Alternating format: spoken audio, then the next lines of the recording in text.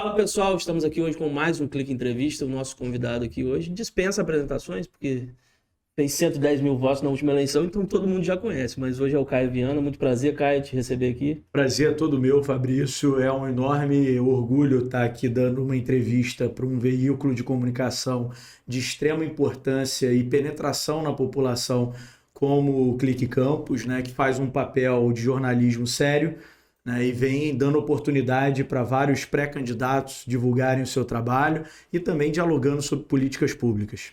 Nós que agradecemos sua presença aqui, Caio. Você é pré-candidato a deputado federal, é a quarta eleição que você vem como candidato. Dessa vez vai. Olha, eu tenho muita convicção que toda eleição que a gente disputou, na verdade, né, Fabrício, a gente teve um resultado superior à anterior.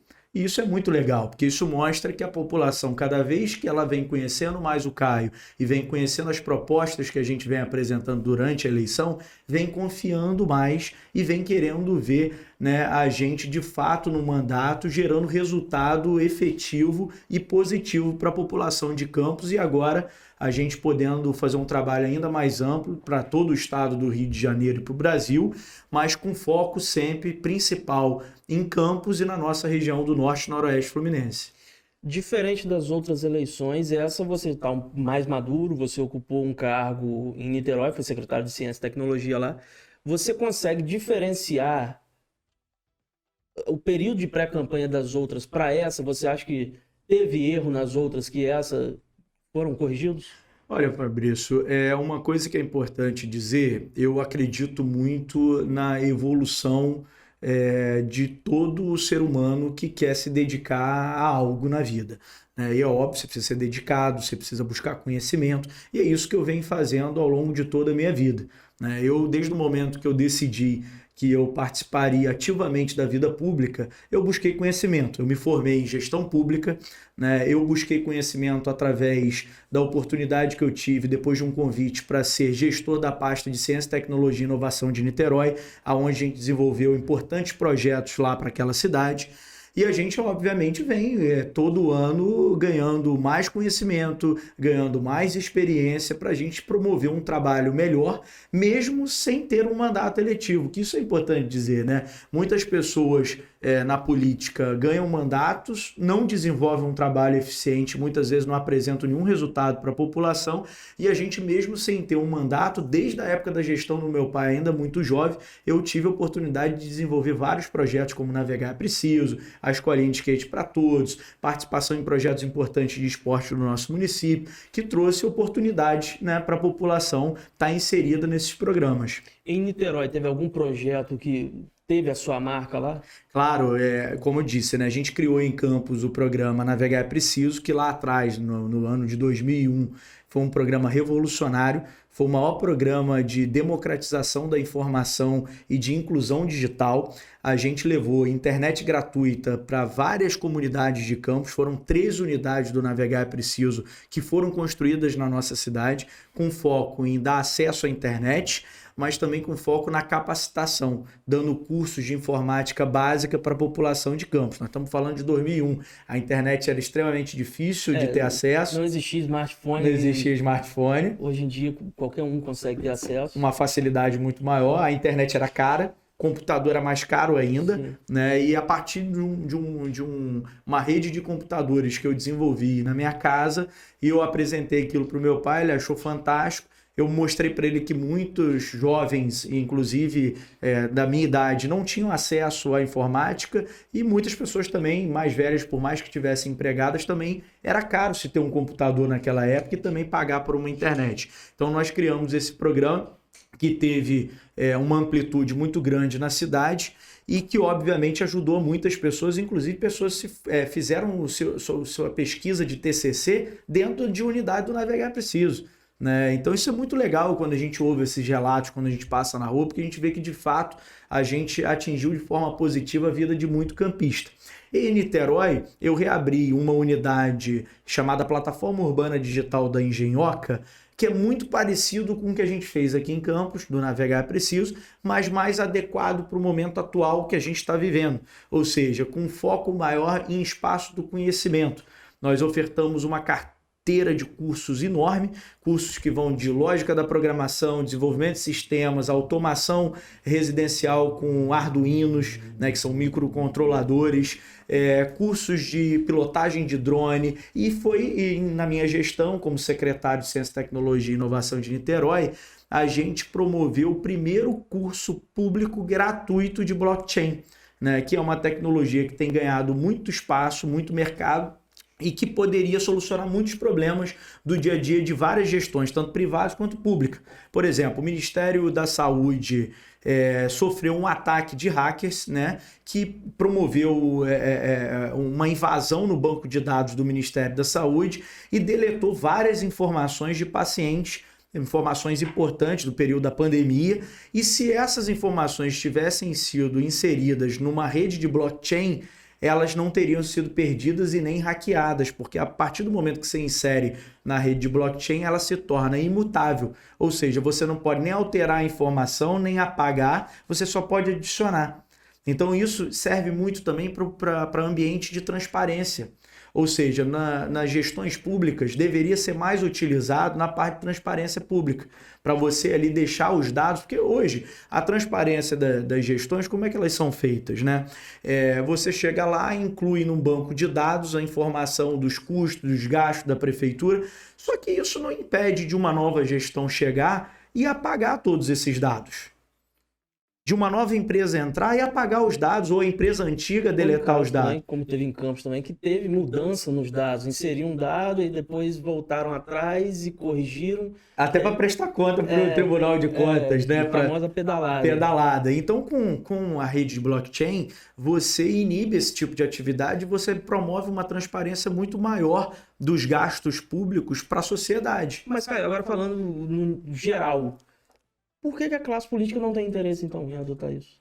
Olha, para mim fica muito claro, isso, né? Só para esclarecer, para a gente analisar geral mesmo, para não dizer que é uma coisa que é uma oposição ao governo local. Mas não é isso. Falando de todas as cidades, por que o poder público não quer adotar esse tipo de medida? Olha, do ponto de vista até do governo federal, vem acontecido algumas iniciativas utilizando essa tecnologia que tem sido até, de certa forma, surpreendente. Né? O BNDES está criando um token do BNDES para facilitar, né, o aporte financeiro em empresas através do token. Né? Tem outras iniciativas sendo criadas pelo Banco Central. Então, eu acho que isso está começando esse processo revolucionário utilizando essa tecnologia nova. O serviço público é sempre muito atrasado. Demora muito para as coisas começarem a acontecerem no serviço público. Isso a gente também tem que mudar isso. Né? É preciso o serviço público ter a mesma celeridade e velocidade que o setor privado tem, porque isso vai fornecer uma qualidade de vida muito melhor. Mas do ponto de vista de transparência, para mim fica claro que as pessoas querem ter oportunidade, os gestores que acabam fazendo uma gestão que querem, de certa forma, encobrir alguns gastos, não querem que tudo seja colocado de forma clara e transparente para a população. E quando você usa uma tecnologia dessa, todo mundo pode ter acesso, é totalmente transparente e imutável. Então as pessoas não podem mudar os dados. Isso passa a não ser tão interessante para certos gestores que não querem ter todos os dados da gestão expostos de forma clara para a sociedade. Né? Mas é uma coisa que a gente tem que mudar porque é fundamental. A gente precisa acompanhar a evolução e os governos cada vez mais necessitam ser transparentes. Você é da área, você é formado em gestão pública, mas você também é da área de tecnologia. E a gente sabe que as empresas privadas, hoje elas investem muito em tecnologia, porque elas sabem que investir em tecnologia, investir em inteligência artificial, ela vai poupar muito dinheiro no futuro. Por que o serviço público também não investe em tecnologia e não dá condições para que seja investido? Por exemplo, em Campos hoje a gente não tem nenhuma empresa de tecnologia forte.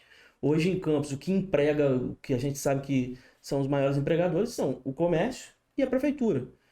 Por que não atrai essas empresas de fora? Olha, isso primeiro tem que existir uma vontade política, né? Um direcionamento político e depois tem que existir um planejamento para você promover ações que se torne um ambiente favorável para essas empresas se instalarem na cidade, tá certo? E a gente tem essas condições, né? Porque a gente está numa cidade que é polo universitário, ou seja, nós temos grandes universidades públicas como a UENF, como o IFE, né? Nós temos universidades privadas de grande porte, que promovem um ensino de qualidade, que formam bons profissionais e na área de tecnologia. O que a gente precisa é aumentar essa gama de capacitação também, com o serviço público investindo em projetos de capacitação da mão de obra na área de tecnologia da informação, e a gente precisa criar zonas especiais de negócios para que a gente consiga atrair essas empresas para se instalarem na cidade, criando um parque tecnológico, tanto um parque tecnológico eficiente do ponto de vista da produção de sistemas, da produção de soluções, mas também do ponto de vista da empregabilidade. E a gente está bem posicionado geograficamente também para atrair essas empresas. Agora, é preciso pensar isso de forma ampla. E aí, quando eu olho, Fabrício, hoje as maiores oportunidades no mercado de trabalho estão no setor de tecnologia. E o setor de tecnologia não se resume propriamente ao cara que só sabe programar, né? Você tem o engenheiro de dados, você tem o desenvolvedor de sistemas, mas você tem também o designer, você tem o marketing digital. Em campus, por exemplo, tem alguns exemplos, estava até com um convidado aqui anterior, que ele estava falando de pessoas de campus que fazem stream, jogando jogos e ganham bastante, que hoje paga-se bem para isso. Então a tecnologia ela é bem democrática com isso. Pois é, a gente teve até a oportunidade em Niterói, no mês da ciência, a gente promoveu diversos debates e discussões e nós também criamos a primeira conferência de games de Niterói. E ali a gente debateu com vários jovens, com várias pessoas que transformaram a realidade da sua família jogando, ganhando dinheiro através do esporte, através do game. Né, que era uma coisa há 10 anos, 15 anos atrás, impensável. A verdade, os nossos avós diziam que era perda de tempo. Né? E eu acho que é um ambiente, é uma indústria que precisa de mais incentivo do poder público.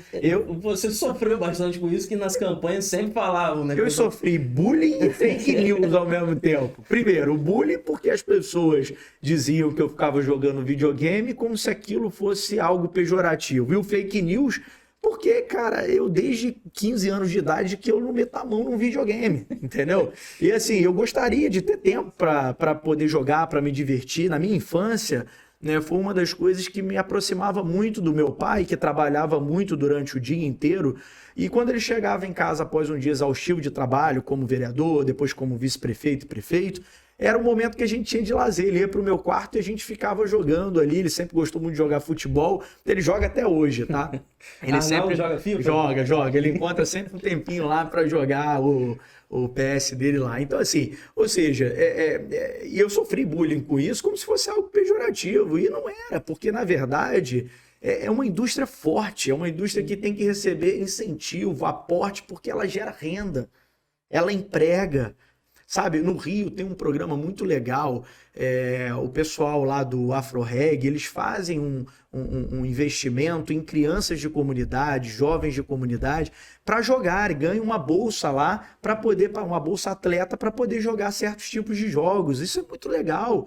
Né? E a gente tem visto isso cada vez mais ser ampliado. Várias associações estão fazendo isso, né? Várias empresas estão abrindo isso, essa parte filantrópica também dentro de setores da sua empresa. Os governos estão começando a olhar para isso com mais efetividade. Sei que tem governos, por exemplo, que estão pensando em sandbox, né? Que são mecanismos para você facilitar a instalação dessas empresas de tecnologia, cobrando menos impostos ou zerando os impostos dessas empresas de tecnologia, atraindo essas empresas de games, da indústria de games. Então, na verdade, se a gente ficar discutindo a política velha, como esses políticos fizeram esse tempo todo, a gente só vai atrasar o desenvolvimento do nosso país, do nosso estado, da nossa cidade. A gente precisa pensar grande, pensar o potencial que o nosso povo tem.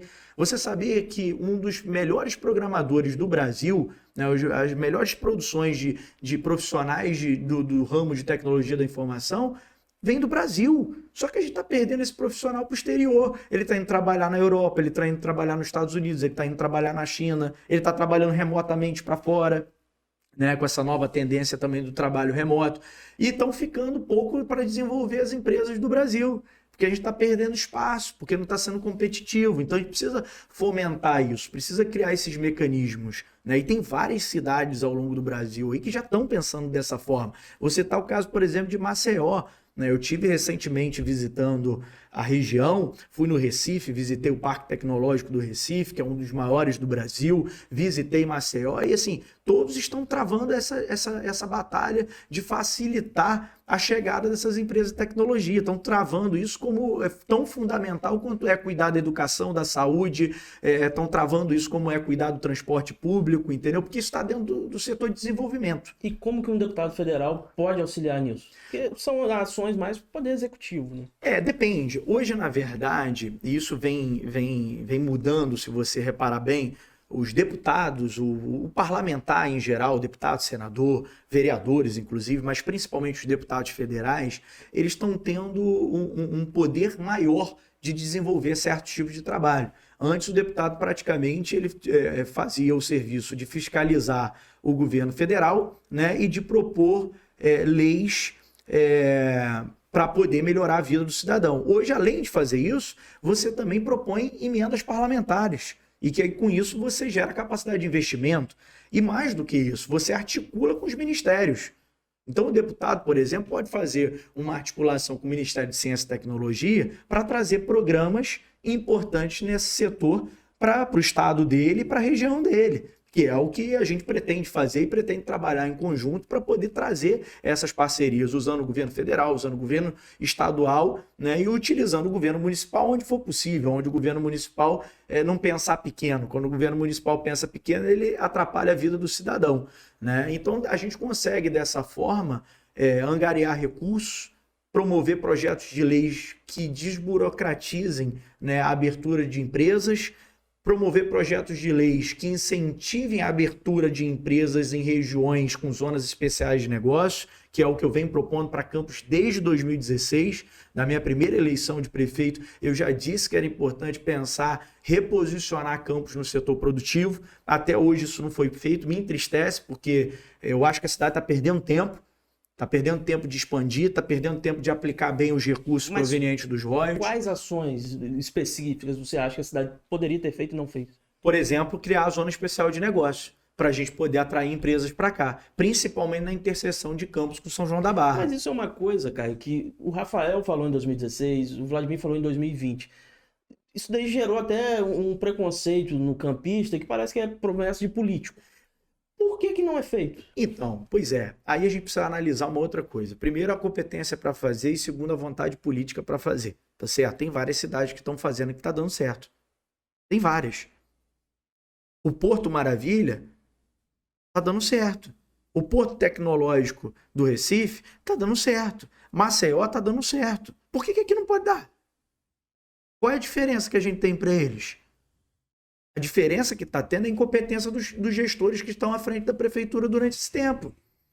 Dos deputados que estão nos seus mandatos e não estão travando essa disputa, estão elencando outras coisas como prioridade, que também tem que elencar outras coisas como prioridade, mas isso também é fundamental, porque isso emancipa a nossa cidade, isso dá capacidade de desenvolvimento econômico, de geração de renda, desenvolvimento social. Quanto mais pessoas você tem empregado, menos pessoas você tem dependente de um programa social. Melhor qualidade de vida essa pessoa tem, maior poder de consumo ela tem. Então começa a se tornar um círculo virtuoso para a cidade. O dinheiro começa a rodar, começa a circular, né? E a outra questão é que quando você olha para esses temas mais específicos, é preciso ter conhecimento técnico para você debater. E essas pessoas não têm. Essa é a grande realidade. Aí fica com a mesma mesmice. Por exemplo, se você lembrar bem, em 2008, Arnaldo propôs a construção de um VLT em Campos, na eleição. Era o trem voador do Arnaldo. As pessoas começaram a sacanear. Porque tudo começa o quê? Do adversário. Ele fica maluco quando você dá uma ideia boa. Ele sabe que se aquilo emplacar, dificilmente ele consegue desconstruir depois. Como foi o caso, por exemplo, do Hospital Geral de Guarulhos. Nunca ninguém tinha pensado da importante necessidade de ter um hospital na região mais populosa e mais carente da cidade. Meu pai pensou, foi lá e construiu. Se tornou alvo de ataque de vários políticos. Mas é inegável o serviço prestado e a quantidade de vidas que foram salvas durante o período que o hospital funcionou de forma adequada na gestão de Arnaldo. Depois deixaram o hospital ser sucateado. E agora quem está reparando o hospital é o governador do estado. Aí, pois bem, quando você fala do VLT, quando Arnaldo promoveu isso lá em 2008, tiveram diversas cidades que estavam indo para o mesmo ambiente, como o Rio de Janeiro. E funciona e dá certo no centro do Rio de Janeiro. Você vai, por exemplo, se olhar, estudar cidades super desenvolvidas como Miami, você pega lá, tem um metrô de superfície, eles não param de construir. Cada hora constrói mais, porque você dá qualidade no serviço público, ele é mais rápido, mais eficiente, menos poluente, mais barato. E você não pode ter aqui em Campos? Nós perdemos tempo de ter isso, o trânsito não estaria caótico como está hoje. Hoje, Campos não estaria dependente dessas empresas de ônibus que não conseguem ter uma dinâmica econômica sustentável para ofertar um bom serviço para a população, porque essa turma de político que pensa pequeno destruiu essas empresas com a maluquice que eles implementaram nas gestões passadas. Então, ou seja, se não pensar grande, a gente vai viver na mesma mesmice que nós estamos vivendo até hoje. E eu te pergunto, a cidade evoluiu? Com tantos recursos que a cidade recebeu durante esses anos todos, e a maior parte desses anos a cidade foi governada pela mesma família Garotinho, a cidade não evoluiu. Nós não temos infraestrutura de rodovias adequadas, nós não temos infraestrutura adequada de saúde, nós não temos desenvolvimento econômico na nossa cidade, o agronegócio não é valorizado. Travaram uma disputa com as principais usinas da cidade, quebraram todas. Quem restabeleceu as usinas para a indústria sucroalcooleira, que sempre foi fora do nosso município, voltar a viver, foi meu pai, Arnaldo Viana, utilizando o Fundecam. Hoje a Coagro, que o vice-prefeito, né, foi diretor, é sócio, enfim, está de pé graças a Arnaldo, com investimento de mais de 20 milhões feito pelo Fundo de Desenvolvimento de Campos. A Canabrava está aberta com investimento do Fundo de Desenvolvimento de Campos, o Fundecam, da gestão Arnaldo Viana. Se você somar essas duas indústrias, a quantidade de emprego que elas geram, só que lá atrás, na guerra de classe que essa turma dos garotinhos gostam de fazer, segregando, dividindo a população, eles partiram para cima dos usineiros. E destruiu essa indústria extremamente forte e importante. Outra indústria que eles estão destruindo, que é extremamente importante, são as olarias da nossa cidade. Uma indústria que a gente tem forte, que sustenta uma economia à parte na Baixada Campista, e que quando você vê, eles criaram um programa habitacional, como foi criado lá atrás, eles deram as obras para onde? Para Odebrecht, sem ter nenhuma exigência no tipo e perfil de tijolo e de telha que podia ser colocado naquelas casas. Aí a Odebrecht veio com tudo pré-moldado de fora, em vez de fortalecer a indústria local. E mandaram mais de 1 bilhão para uma empresa corrupta que utilizava o dinheiro para pagar propina, que inclusive delatou os próprios garotinhos. Ou seja, nada que a gente está falando aqui é história, é mentira, é fato. Tudo é fato. E aí é preciso fazer uma coisa que poucas pessoas têm interesse de fazer, que é elevar o nível do debate. Porque isso é uma coisa que a gente vem acompanhando e vem sofrendo muitas críticas. As sessões na Câmara, por exemplo, parecem circo de horror. Porque ali é um ofendendo o outro, dos dois lados, oposição e situação, isso daí é generalizado ali. E isso afasta a população da política. Quando gera esse afastamento, não é um ambiente propício para acontecer esse tipo de coisa que você vem falando? Concordo com você. Isso, inclusive, é um tema que me entristece muito, porque eu acho que a Câmara de Vereadores tem um papel fundamental de propor leis importantes para o município, assim como um parlamentar federal tem de propor leis para o Brasil, para o Estado, enfim, assim como o deputado estadual. Mas eu também confesso para você que eu consigo compreender a dinâmica da política. E para um vereador de oposição, é muito difícil você ficar vivendo naquele ambiente de opressão que a situação sempre coloca os vereadores de oposição, sem que eles consigam debater matérias importantes para a população e são o tempo inteiro cortados, são o tempo inteiro privados de propor projetos, de propor emendas. Então fica um ambiente que, de certa forma, eles precisam se defender de alguma forma e levantar a voz até para que a população se junte a eles e cobrem também de quem está, na verdade, comandando aquela casa de lei. Porque a verdade é o seguinte, a partir do momento que o prefeito, né, elege ali o presidente daquela casa de leis e faz aquela casa de leis se tornar um puxadinho do executivo, aquela casa perde a capacidade da independência da autonomia. Então, mas, a bem da verdade, os vereadores que eram do PDT, que eram do seu partido anterior, votaram no Fábio Ribeiro. E eu vou te dizer, Fabrício, eu não me arrependo de ter liberado eles para seguir nessa posição, porque a minha avaliação foi o seguinte: durante toda essa trajetória política que eu acompanho de Campos há anos, eu estou na política desde muito jovem, participando ativamente, diferente de algumas pessoas que aparecem de forma para usurpar do poder no momento que é eleitoral ou no momento propício. Eu fiz uma avaliação e essa avaliação eu cheguei à seguinte conclusão: toda eleição que os garotinhos perdem, o que eles fazem? Eles atacam os adversários, tentam criar um momento de caos, de instabilidade política, jurídica, e isso é ruim para quem? Para a cidade. Eu sou completamente diferente dos garotinhos. E eu não poderia deixar jamais que qualquer movimento que pudesse prejudicar a cidade partisse de mim. Ou partisse de pessoas próximas a mim. Então, o que eu fiz foi deixar uma orientação para eles de seguirem um caminho que desse sustentabilidade, que desse um ambiente propício para que a prefeitura pudesse desenvolver os trabalhos. Só que isso tem limite. A CEA passou 1 ano e 3 meses.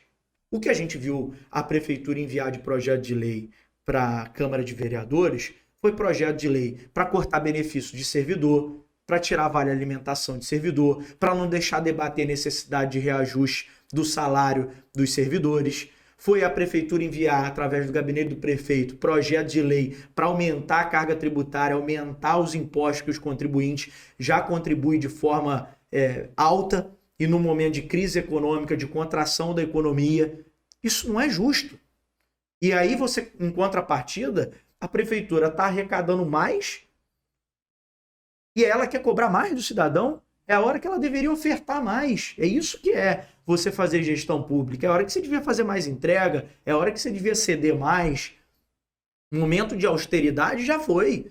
Agora era o momento de realmente você promover investimento. E aí, quando eu vejo uma Câmara levando esse tipo de pauta, aí a gente precisa parar, ligar o sinal de alerta, porque aí já não é mais você criar condições para dificultar o Poder Executivo. É você criar condições para que o Poder Executivo não oprima a população, não prejudique a população.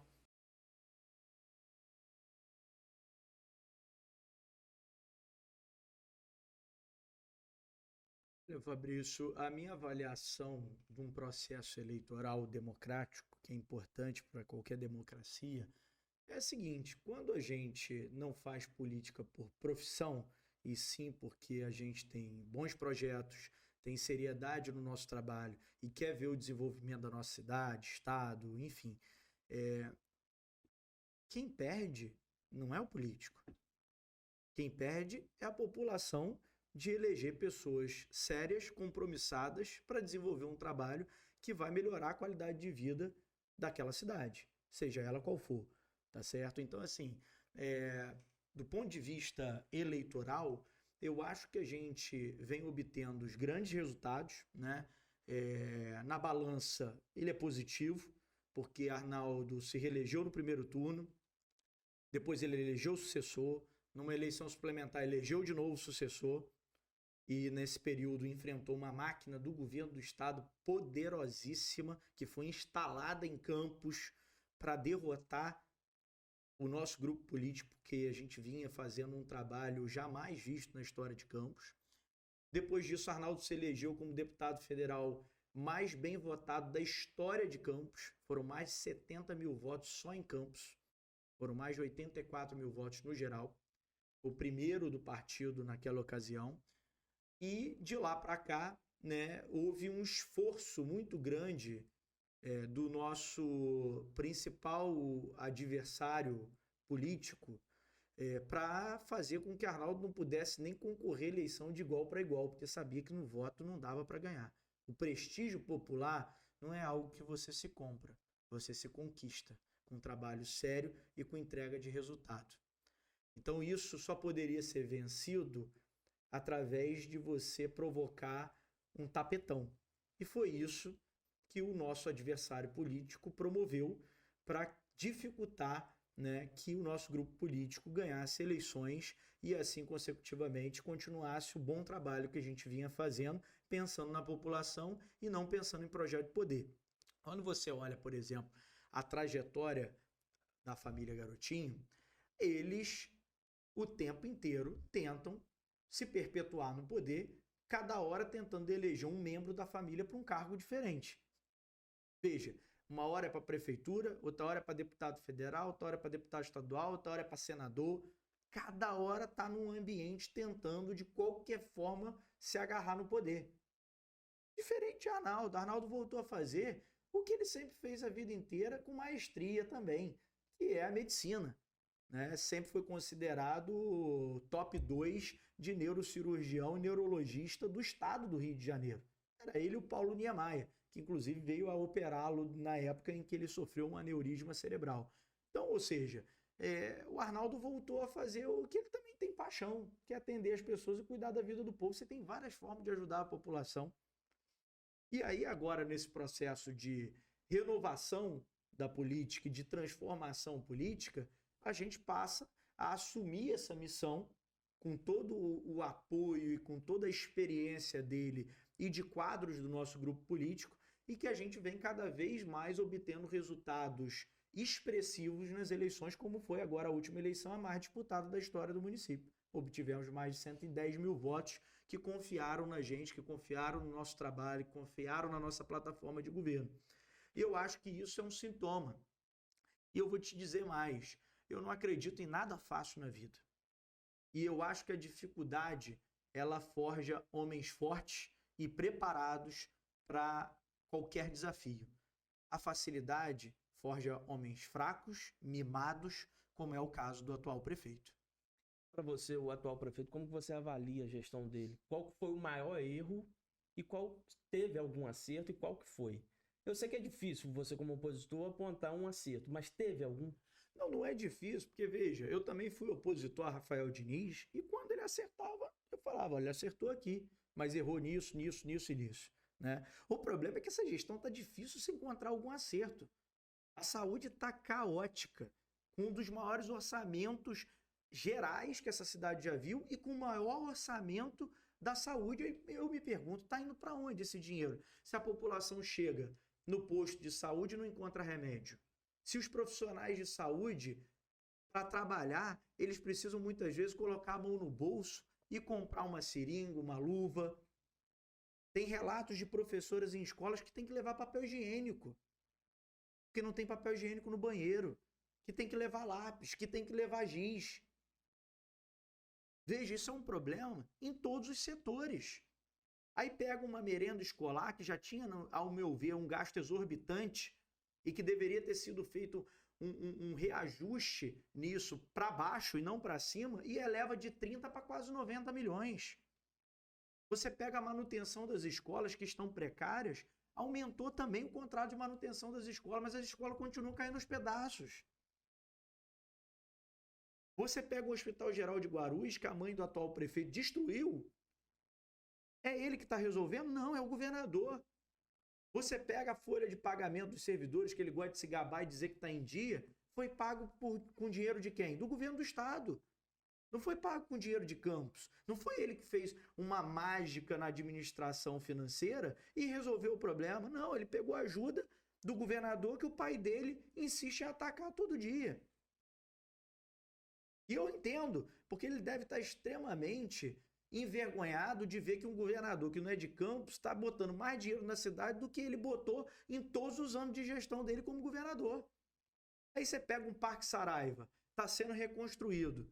O Parque Saraiva foi calçado ali na gestão de Arnaldo, teve todo o suporte, posto, escola, toda aquela região ali da Baixada foi contemplada na gestão de Arnaldo. Vem a gestão de Rosinha, arranca o calçamento, Quando chovia, deixava o povo na lama. Quando fazia sol, deixava o povo na poeira. Quem foi lá agora e conseguiu, junto ao governo do estado, que fosse feita a obra de reestruturação do bairro, foi o deputado estadual Rodrigo Bacelar, não foi o prefeito. Não está sendo gasto com dinheiro municipal, dinheiro estadual. Ou seja, quem abriu o restaurante popular foi o prefeito ou foi o governador? Foi o governador. Esse cara não fez nada até agora. É só videozinho para internet para pintar a cidade como se tivesse uma maravilha, mas ele efetivamente não fez nada, não mostrou que veio. E qual foi o principal erro? Tem algum que você consegue apontar? O principal erro foi ele ser candidato. Despreparado, sem grupo qualificado. Eram 114 técnicos. Pô, 114 técnicos. Ele dizia. Francamente, né? Isso é história da carochinha para enganar a população, para parecer que ele tinha um suporte técnico por trás e que sabia do que estava falando. Veja bem, ninguém junta 114 técnicos, não tem nem 114 técnicos na cidade disponível para poder traçar plano de governo. E todas as vezes que ele foi questionado quem eram essas pessoas, ele nunca apresentou. E se essas pessoas existiam, por que elas não estão no governo? Porque o governo está caótico. Já trocou secretário de saúde, já trocou secretário de governo. O secretário de governo hoje é o interino do interino. Que também é técnico. Segundo o Vladimir, o Ângelo Rafael ele é técnico. Tá bem. Tem o Luciano Viana também no esporte, que é técnico. Pois é. Aí parece uma brincadeira com a população, entende? Por isso que eu digo, a melhor coisa era não ter vindo candidato. Porque o que a gente vê essa família produzir é aplicação mal feita do dinheiro público, desperdício de dinheiro público constante, figurando nas páginas policiais com escândalos de corrupção constantemente. Agora mais um, o Tribunal de Contas do Estado, o TCE, a maior autoridade de fiscalizadora de contas públicas do Estado, mandando a ex-prefeita Rosinha e seus aliados, inclusive o presidente da Câmara, devolver mais de 106 milhões de reais para os cofres públicos. Você acha que isso é à toa? Você acha que alguém vai parar 5 vezes na cadeia à toa? É muita coincidência, né? Ou, francamente, que mania de perseguição é essa? Todo mundo está perseguindo? Então, veja, é preciso que, se o Vladimir quer, de fato, dar uma volta por cima, é preciso que ele comece a trabalhar. E até agora ele só está chorando. Até agora ele só quer saber de mimimi na internet. Mas entregar resultado, zero. Você entra para os bairros da cidade, falta de luz, as ruas esburacadas, aí vai e faz uma maquiagem no centro da cidade para dizer que está trabalhando. Aí posta na internet. O pessoal olha, talvez o prefeito esteja trabalhando. Quando a pessoa vai ver, essa realidade não chega na maioria da população. Aí acabaram com o programa de bolsa universitária, prometeram que teriam uma passagem social com o menor preço possível. O preço da passagem aumentou. Foi noticiado, inclusive, no Clique Campos. O preço da passagem aumentou. E quando também nós estamos em julho, é o 19º mês de gestão, e aí ele manda para a Câmara um projeto de bilhetagem. Mostra que se tivesse técnico desde o início e planejamento, tinha mandado desde o primeiro mês. Não é verdade? Depois de 1 ano e meio, você vai enviar um projeto importante para a Câmara, que precisa ser avaliado com calma, para ver os pormenores desse projeto, né? Porque isso também, ao mesmo tempo que pode ser bom, pode ser ruim. Depende de quem vai operar isso. Porque ali você passa a ter um acesso total a toda a parte de bilhetagem. Sim. Então, isso tem que ser bem estudado. Tem que ver se as coisas estão bem amarradas no projeto de lei. E aí isso é o papel importante que os vereadores têm que fazer na Câmara. E eles jogam tudo de supetão em cima da hora no apagar das luzes. E vende como a salvação do problema. Vende como a salvação tentando jogar os vereadores contra a população. Mas, na verdade, se existissem os 114 técnicos, eles teriam implementado isso desde o início da gestão. E, engraçado, criticou os terminais de integração da gestão passada e agora está anunciando que vai construir 3 terminais, cada um por 15 milhões de reais. Ou seja, está de brincadeira. Coloca agora um contrato de publicidade na rua de 5 milhões de reais. Não está faltando remédio nos postos, não? Está tudo bem na educação? Tá tudo bem no transporte público, tá tudo bem no esporte, a gente está tendo investimento no esporte para gerar qualidade de vida, gerar lazer. Contrata um palestrante renomado, eu não vou nem citar aqui o nome para... acho que não cabe, não tem necessidade, que o valor da palestra, que foi investigado inclusive pelo vereador Rogério Matoso, o valor da palestra figurava em torno de 30 e pouco a 40 mil reais, eles contrataram por 130. 3 vezes mais. 3 vezes mais, não tem a menor explicação. E depois da denúncia, o que eles fizeram? Cancelaram a palestra. Cancelaram a palestra. Ou seja, tinha alguma coisa que não estava bem explicada, que não estava certa ali. Porque se estava tudo certo, por que não seguiu? Então, ou seja, esse tipo de coisa que a gente vê o tempo inteiro envolvendo a família Garotinho. E aí, a minha obrigação enquanto figura pública, além de alertar, além de também informar que vocês fazem isso muito bem enquanto imprensa, mas também é propor soluções e colocar o meu nome à disposição para que as pessoas tenham alternativa.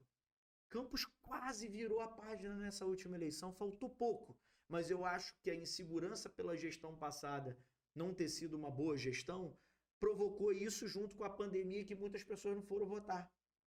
Porque se esses dois fatores não tivessem colocados, eu tenho certeza que a gente ganharia a eleição. Porque no segundo turno foi uma diferença absurda. E teve muita gente também que achou que já tinha decidido no primeiro turno. Que já tinha decidido, que não acreditava no avanço que a gente ia ter no segundo turno, que foi extraordinário. A gente fez mais de 40 mil votos, enquanto eles fizeram um pouco mais de 10 mil votos. Eu lembro que me surpreendi quando eu ia abrindo a urna e você ficou na frente a maior parte do tempo. 80% da apuração a gente estava liderando. A Lapa ficou em desespero. Faltou Rivotril nas farmácias por perto. Uma loucura. Sabe? E aí quando eu vejo hoje a oportunidade da gente dar um projeto viável para a população de Campos virar essa página, participar desse movimento de transformação política, isso me dá muita energia. Isso me move a cada dia trabalhar mais, estar mais junto da população, ouvindo mais as necessidades, para a gente promover uma cidade melhor, para a gente promover uma região melhor. E é o que eu costumo falar, a gente tem 3 tripés para trabalhar. A gente tem o tripé social, que promove uma ajuda imediata. A gente tem o tripé, a segunda parte desse tripé, que é a capacitação da mão de obra, e a terceira parte, que é a geração de emprego. Ou seja, você atende de forma imediata, você cria a oportunidade da pessoa sair daquela dependência do programa social, depois você gera emprego e a pessoa pode se sustentar dali e trabalhar. Ah, Caio, isso é o cenário ideal, o mundo das maravilhas. Pois é, mas é isso que a gente tem que perseguir. É essa excelência na gestão pública que a gente tem que perseguir.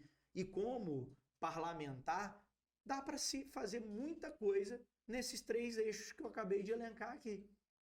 Tá certo? Como, por exemplo, eu não tenho mandato hoje, mas nós criamos na eleição de 2020 um programa chamado Cozinha Solidária, que são cozinhas comunitárias de bairros que formam um ambiente de proteção, uma rede de proteção alimentar de forma descentralizada, diferente, por exemplo, de um equipamento como o restaurante popular, que ele é único, por exemplo, no centro da cidade de Campos, e quem mora no Farol, quem mora em Santa Maria, quem mora em Morro do Coco, quem mora em Serrinha, em Betioca, em Dores, se o cara não tem dinheiro para comer, e se não tem transporte público de qualidade e a preço zero, ele não vem até o centro comer, ele morre de fome lá.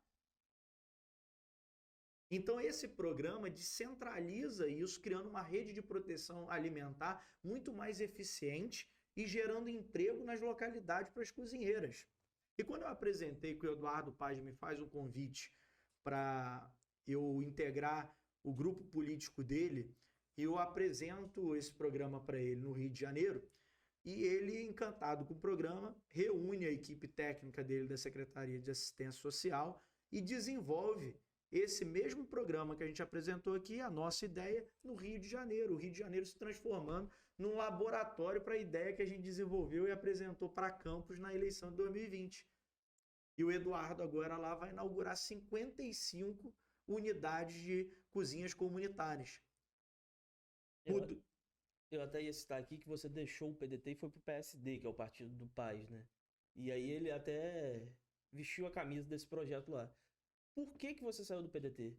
Olha, o Eduardo Paes já me fazia esse convite de participar do grupo político dele e do partido político dele há muito tempo, tá?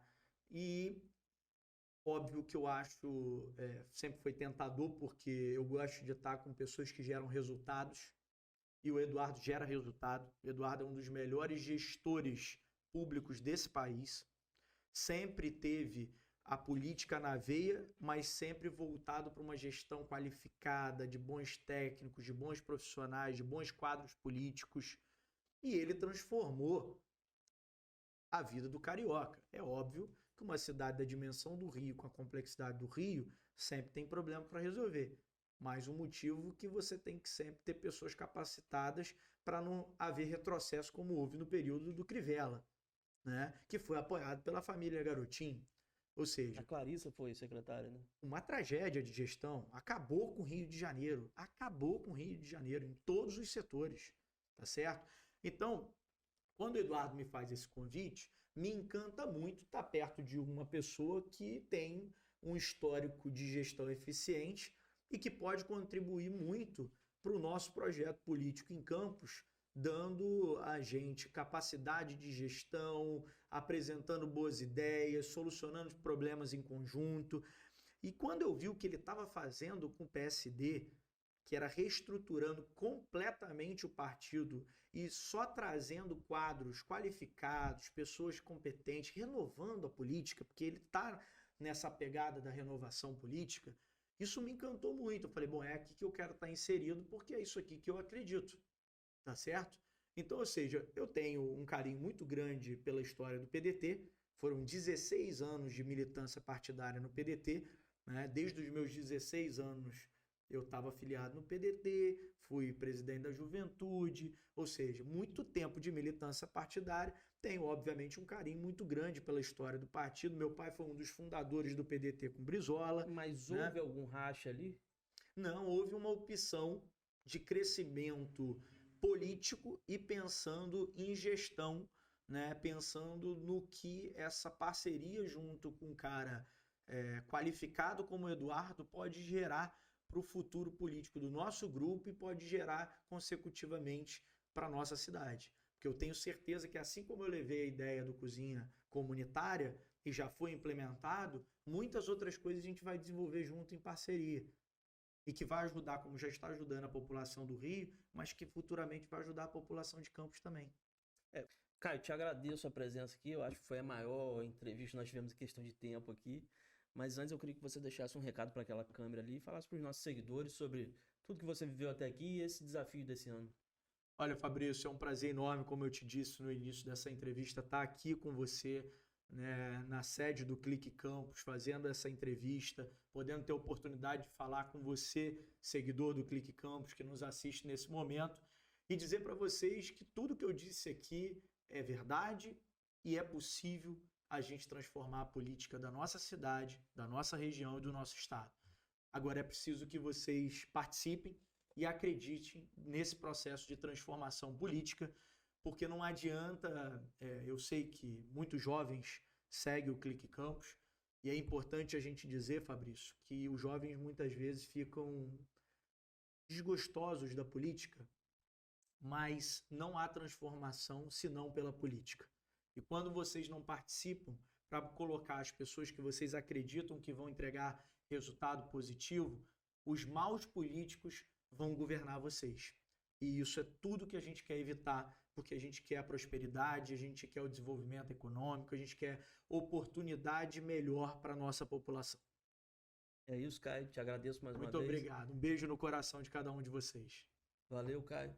Pessoal, ficamos por aqui. Até a próxima.